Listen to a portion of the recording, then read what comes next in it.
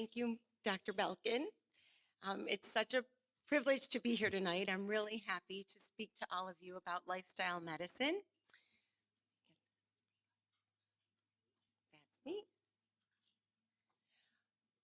So, lifestyle medicine is something that can help everyone here in this room, not just everyone here with MS. The beauty of lifestyle medicine is that practicing eating well, um, exercise, as we just heard all about from Jessica, and incorporating all these pillars into our life can really help each and every one of us in this room tonight. So, what is lifestyle medicine? It's utilizing optimal nutrition, physical activity, restorative sleep, stress resilience, and avoidance of risky behaviors such as smoking or drinking a lot of alcohol. And one of the most important parts of lifestyle medicine that it recognizes is the importance of social connection.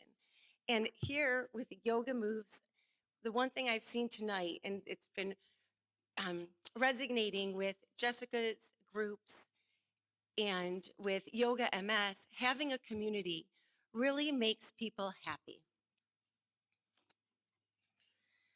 So, implementing these 6 pillars were found to increase quality of life, not only in people with chronic diseases, but in multiple diseases such as cognitive decline, depression, immobility, chronic pain, and autoimmune disease like MS.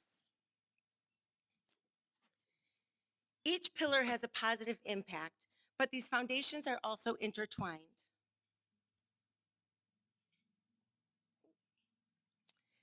So these foundations are also intertwined. For example, on days that you exercise, you will have more sound sleep. If you have a good night's rest, you will likely have more energy during the day. And if you have more energy during the day, you're probably more likely to make healthy food choices. If you're eating healthier and getting in more fruits, vegetables, legumes, whole grains, nuts, and seeds, you'll have more energy and be ready to exercise. Then when you exercise, you release endorphins, which leads to happiness. And when you're happier, you're more likely to participate in social situations, which also helps to decrease stress. And if you have less stress, you're more likely to sleep well. It's kind of like the book, If You Give a Mouse a Cookie. So in my short time here tonight, I will only be able to share a few touch points about each of the pillars of lifestyle medicine. But before we can do that, I would like to share 2 tools for implementing change. The first is called habit stacking.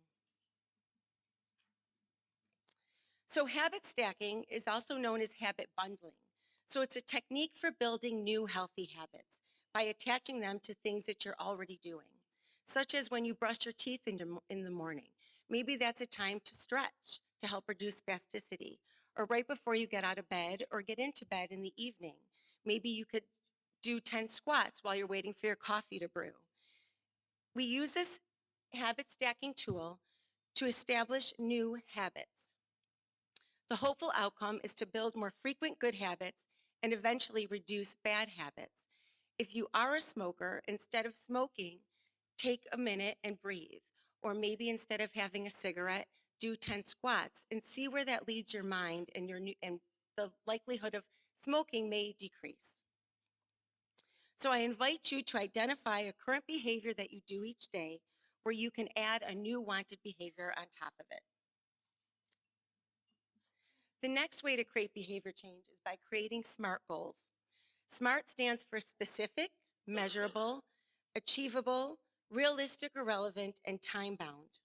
Specific means that your goal is clear and focused. Instead of saying, I want to be healthier, say, I want to walk 30 minutes a day. Measurable means you can track your progress. If you can't measure it, it's hard to know if you're actually succeeding. Achievable means it fits your goal and it fits your real life situations. Be honest with yourself. If you set goals that you really can't achieve, you're only going to feel down by not achieving them. So make goals that you know are doable for you. Realistic and relevant means that it actually matters to you and aligns with your bigger goal and values. This is your why. Time-bound means that you can turn your intentions into actual actions. A goal without a timeline tends to drift away. Your goals should have a clear starting point and a finish line. The end point can also be a time to note whether you've actually followed through or whether or not you need to readjust your goal. So instead of just saying, I want to be healthier, here's what a SMART goal could sound like. I will eat 2 servings of vegetables at dinner 5 days a week for the next 2 weeks to increase my fiber intake. SMART goals turn intentions into actions, and actions get results. So as we quickly move through these pillars tonight, keep these tools in mind and think about how you can implement SMART goals and habit stacking with each of the pillars. So nutrition is talked about frequently, whether you pick up a magazine at the drugstore or now I should say online, that really aged me. But wherever you're looking at your information, there's always talk about diet. And as this pertains to MS, the National MS Society currently states they do not support any one specific diet. However, their recommendations are very much in line with the Mediterranean and plant-based eating pattern. Their recommendations include incorporating fresh fruits and vegetables, eating whole grains and healthy fats, adding spices and herbs, avoiding added sugars and processed foods.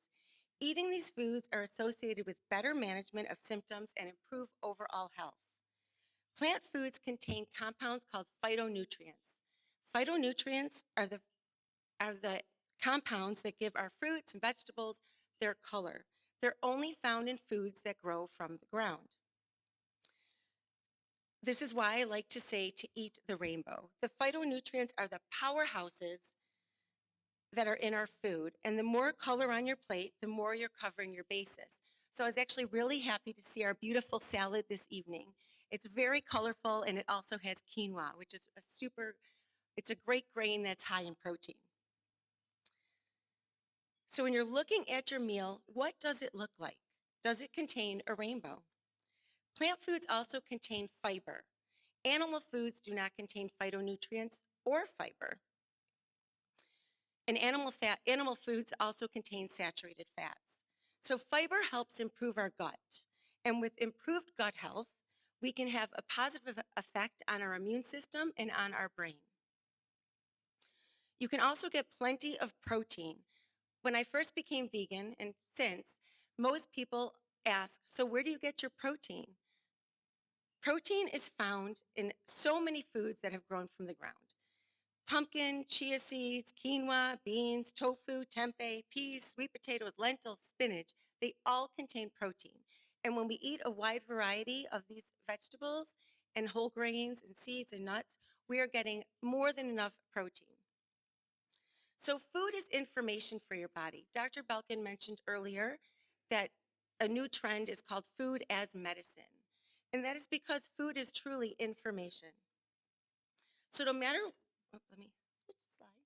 So no matter which fad you may be following, the common factor amongst all of these is that they all recommend whole foods over processed foods. So the bottom line is that the quality of what you are eating is very influential to how you feel. So here's just a quick list again. Avoid sugary drinks like sodas, juice, cocktails, sweetened, processed meats like sausage, bacon, salami, deli meat, processed snacks like crackers, chips, pretzels, cakes, pastries, sweets, high-fat dairy, red meats, and poultry. And eat more vegetables, fruits, legumes, whole grains, nuts, seeds, herbs, spices, mushrooms, and onions.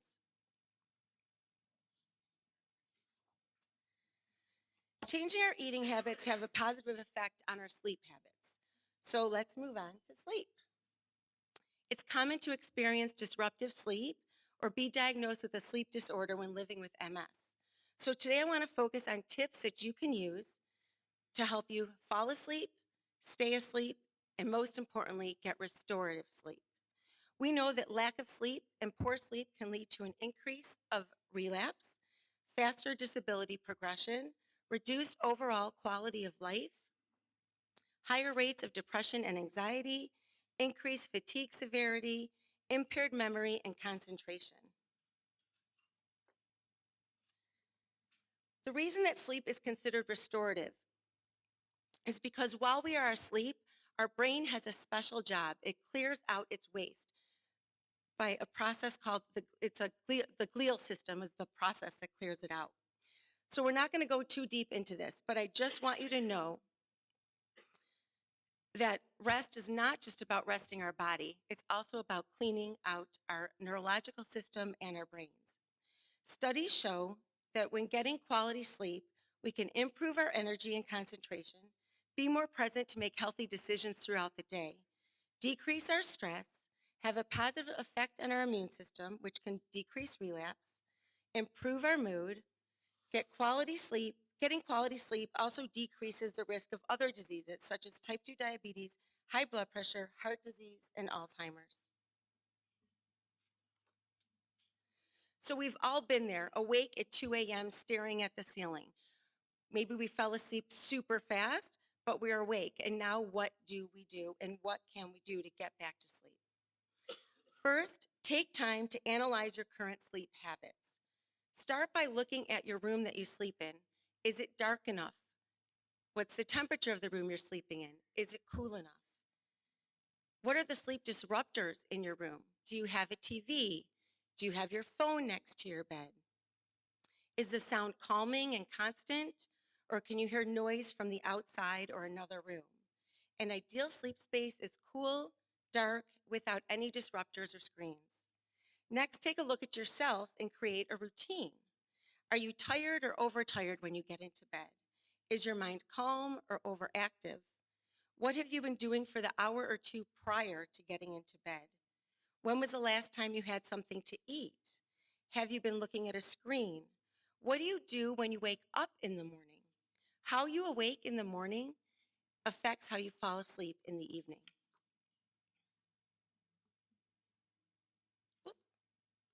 Sorry. So implementing a mindfulness routine before bedtime, such as yoga and breathing, is a great way to decrease stress and prepare our bodies for a good night's rest. And if you awake in the middle of the night, do not look at a screen.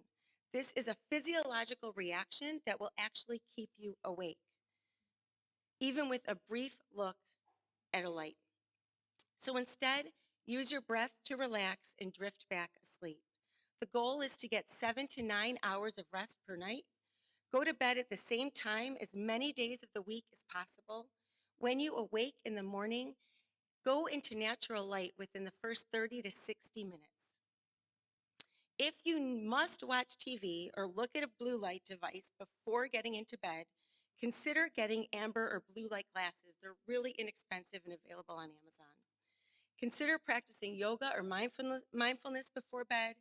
Having a good routine is the best way to fall asleep and stay asleep and get great quality and quantity of rest. Being consistent, because change will take time. This will not happen in just a couple of days. It truly takes a couple of weeks. So we just heard a lot about exercise and movement and what it can do for our bodies. So I'll go through these sort of quickly.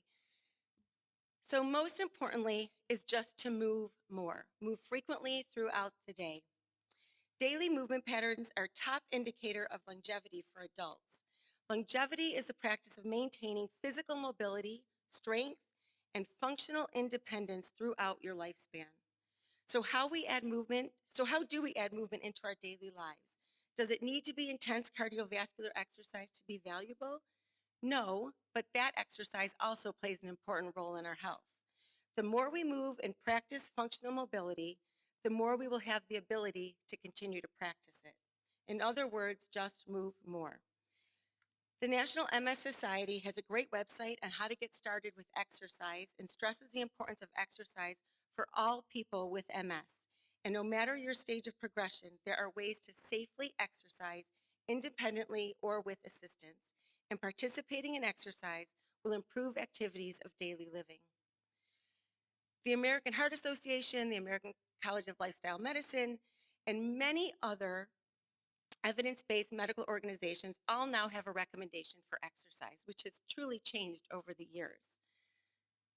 So most organizations currently are recommending 150 minutes of moderate intensity exercise per week, plus 2 to 3 days of resistance training to maintain strength, stretching, yoga, and flexibility to help improve balance and reduce falls and reduce spasticity.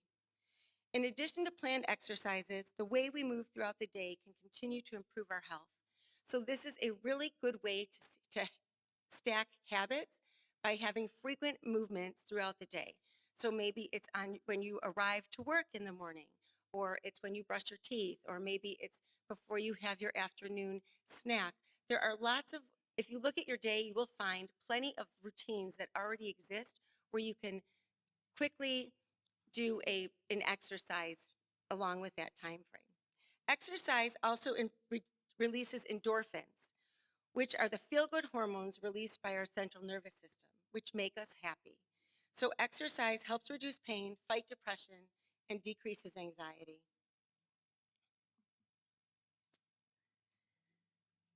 So using a SMART goal is also a great way to add an exercise. An example of a SMART exercise goal would be, I will walk 30 minutes 5 days this week in the evenings to help improve my cardiovascular fitness. This specifies your type of exercise, measures how much time and how often, it's achievable and realistic, and time-bound, which gives you a deadline to measure and reassess your goal.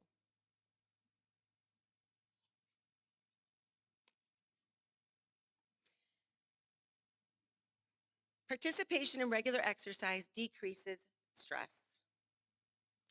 So now we will move on to stress resilience. Lifestyle medicine isn't about removing stress. It's about building the capacity to handle it and recover well from it. This is referred to stress resilience. We all have stress. Stress comes in two forms: brief surges, which is like our fight or flight response, and persistent pressure that can wear you down over time and lead to chronic stress.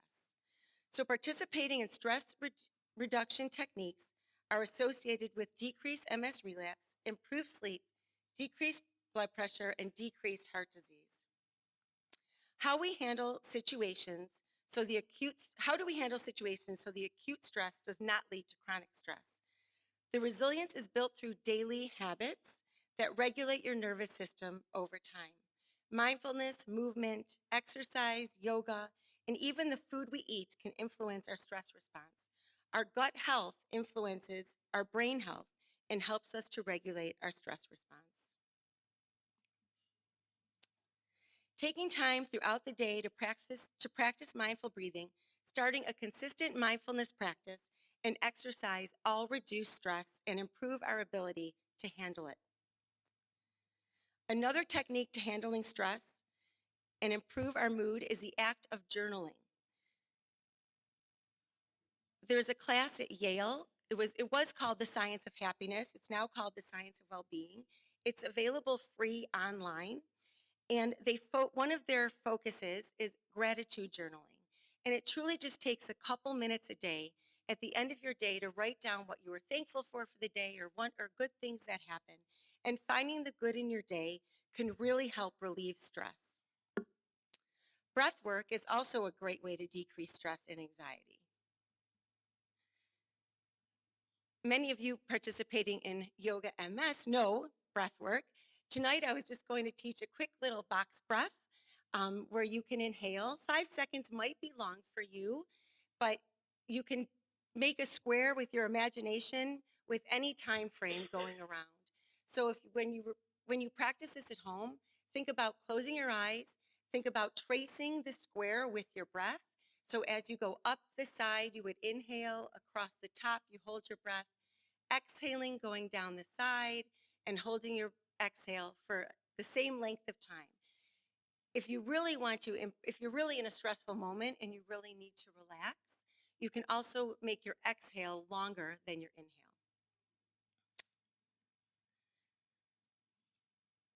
So in order to build healthy connections, we first need to talk to ourselves and be connected with our own thoughts and feelings so that we can build connections to others and the community around us. Having positive social connections and relationships affect our physical, mental, and emotional health. Leveraging the power of relationships and social networks can help reinforce healthy behaviors. Build social connections at your local gyms, YMCAs, exercise classes, Yoga Moves MS, places of worship, or just by finding common interests with others. Not only will you be finding people with like interests, you will be creating accountability partners. Utilizing accountability partners will increase your success of sticking to a healthy lifestyle. We live in a busy world where we sometimes do not make enough time to connect with real relationships with our family or friends. A number of studies have looked at the potential link between social engagement and improved sleep. People who frequently participated in group hobbies, community-based organizations, and team sports were found to have better quality of sleep than those who do not. Forming dinner clubs with your friends encourage connection and places to share healthy foods. Meals are to be shared. I like this quote from Michael Pollan. Food is not just food. Can't talk. Food is not just fuel. Food is about family. Food is about community. Food is about identity. And we nourish all those things when we eat well. The last of our pillars is to remove toxins. Toxins come in a lot of different forms, but tonight I'm really just focusing on smoking. Smoking raises disability progression and has a real strong effect on people with MS or really people with any chronic disease. If you have heart disease and you're smoking or high blood pressure and you're smoking, you're going to increase your risk. So it's never too late to quit. There are so many treatments available nowadays. So if you are a smoker, talk to your medical provider because there are so many amazing ways to quit and make it easy on yourself. Also reduce alcohol use, and when you can, use glass instead of plastic whenever possible. As we discussed earlier, removing processed foods from your dietary choices will also help decrease inflammation and improve how you feel. Read ingredient labels. If you can't read it, don't eat it. So I know we covered a lot of material very quickly. But most importantly, I just want to remind you that lifestyle medicine works alongside your medical treatments, not as a replacement. Always talk to your doctors and your care team. It's important for them to know if you are making lifestyle changes, especially when it comes to blood pressure, because a lot of times switching to a plant-based diet, you see results quickly. So if you are, always talk to your healthcare provider. But most importantly, know that you play a role in your healthcare and how you feel. And the choices that you make every day can really have a wonderful impact on your life. So thank you so much for having me here tonight, and time for questions. Thank you so much. That was so informative. Questions?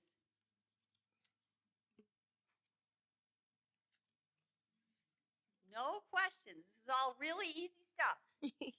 Oh. Behind me? We have an online question, Mindy. Okay, go for it. Eating at bedtime if we have to take medications, how do we work that out? So I would suggest, well, first make sure that your medication actually requires food, because many people think that some medications do, but they don't all do. So you always want to make sure of that. But also eat something on the lighter side, and don't have processed foods in the evening. Don't have sugary, like I guess I wouldn't choose ice cream right before you're going to bed to eat with your medication. You can, we always think about like vegetables and whole grains being a food for lunch or dinner, but really they make great snacks, and you can also have beans for breakfast. It might sound silly, but actually delicious. So just think about other foods that you can eat with your medication. Another question?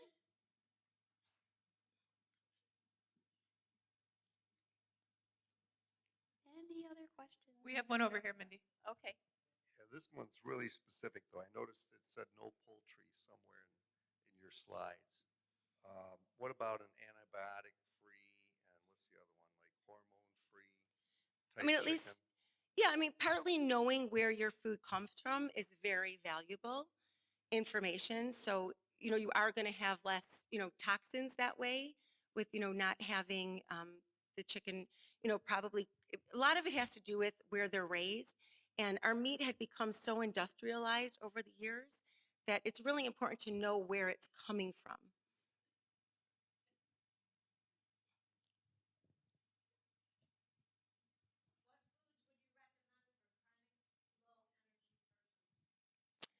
So I think it's important to get protein and plant-based proteins because those also contain fiber.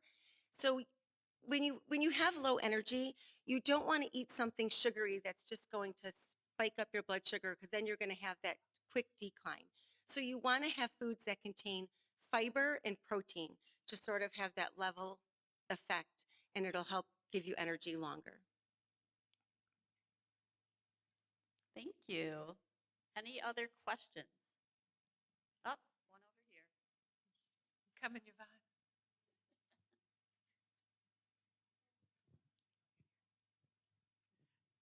I just have a question. I don't know if you talked about it or not, about supplements. Are they good to take if your body is missing certain things, to take vitamins over the counter? Yeah, but I mean, obviously, I'm going to recommend that you always talk to your healthcare provider about that because you may also want to do blood work to see where you are deficient. Right. And a B12 shot, that usually helps me with my energy level. Yeah, then you're probably low, and so that's why. Okay. All right. Yeah.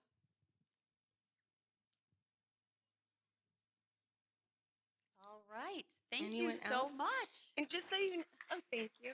And just so you know, I shared just to get you started with the plant-based recipe because people are always curious as to what I make for dinner. So here's a quick little spaghetti sauce using lentils instead of meat.